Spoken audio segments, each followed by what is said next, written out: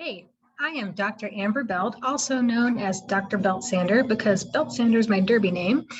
And I want to talk to you today about ways to manage an acute injury that don't involve RICE. RICE stands for rest, ice, compression, and elevation. And it's sort of our culturally ingrained go-to for an injury. But to be honest with you, RICE is something that's going to put the brakes on your healing process.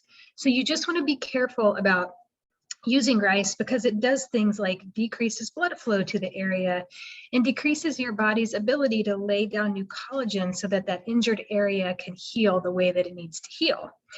There are other tools, however, that you can manage and that help you manage an acute injury that don't involve RICE. So I'm going to go over quite a few here. There's going to be 10.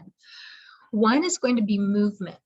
Now you can do gentle range of motion movements in the initial phase of an injury to keep blood flow moving and lymph flowing into and out of the injured area. You need that turnover to happen for healing to happen. Exercise. When the initial pain has subsided after that first 72 hours or so, therapeutic exercise can be added into the mix.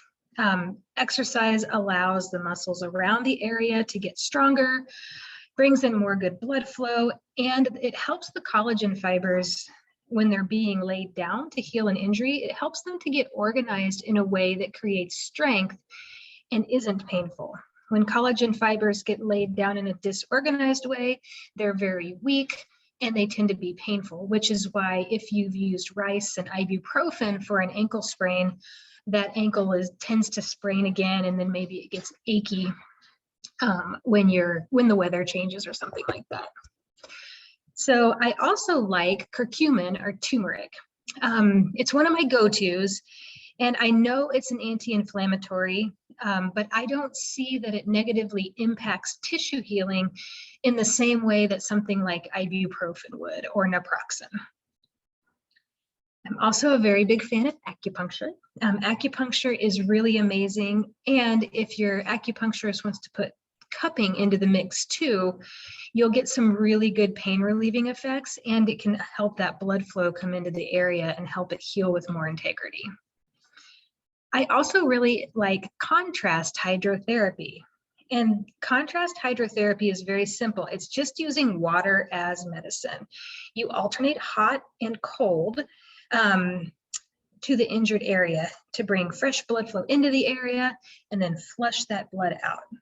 So generally what we do with a hydrotherapy treatment, a contrast hydrotherapy treatment, is you apply your heat for 2 to 3 minutes, and then you're cold for 30 to 60 seconds. You do that 3 rounds of that, and then that's considered one treatment.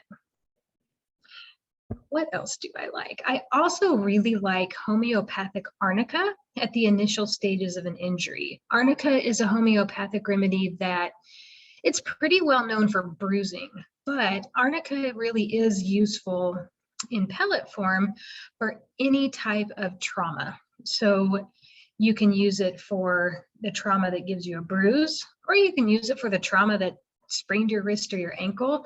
And I even use it for emotional trauma because it is good for sort of a blanket trauma. It's a nice go-to.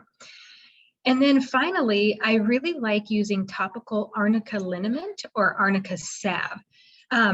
Super Salve company makes a liniment. Actually, I thought I had some sitting right here beside me, but I don't.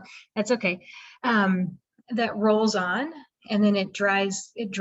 And then they also have a salve that you can apply too. And you glide that on, and that can tend to really heat up if you need to, when you move the muscle.